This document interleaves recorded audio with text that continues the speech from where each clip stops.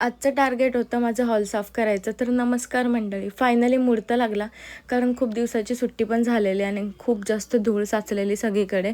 मग विचार केला, बसून काही कामं नव्हती, तर आज पूर्ण हॉलची साफसफाई करून टाकते. आणि फॅनला वगैरे पण खूप जास्त धूळ वगैरे झालेली, मग तो पहिला पुसून टाकला. त्याच्यानंतर मग जेवढं मला झाडूने करता येईल तेवढं केलं आणि मग पूर्ण पी-ओ-पीचं पण सगळं पुसून काढलं आणि वस्तू पण सगळ्या पुसून नीट ठेवत होती.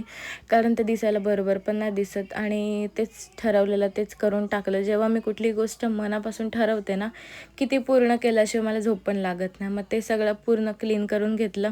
त्यानंतर टिपॉय वगैरे पण पुसायचा होता, खिडक्या वगैरे सगळ्या क्लीन केल्या आणि विचार केला की दरवाजा पण पुसून टाकते.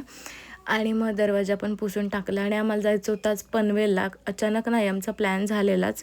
तर विचार केला की जाऊया. थोडंसं काम होतं त्याच्यासाठी आणि थोडीफार शॉपिंग पण करायची होती.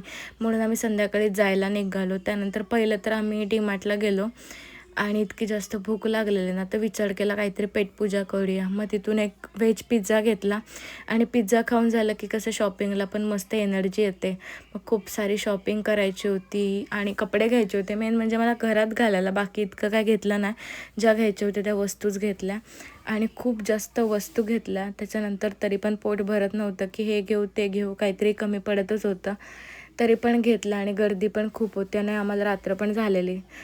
खूप जास्त शॉपिंग केली घरातल्या वस्तूंची आणि सगळ्यात जास्त तर माझी कपडे म्हणजे जे मला घरात घालायला लागतात ना, तेच कपडे मेन असतात.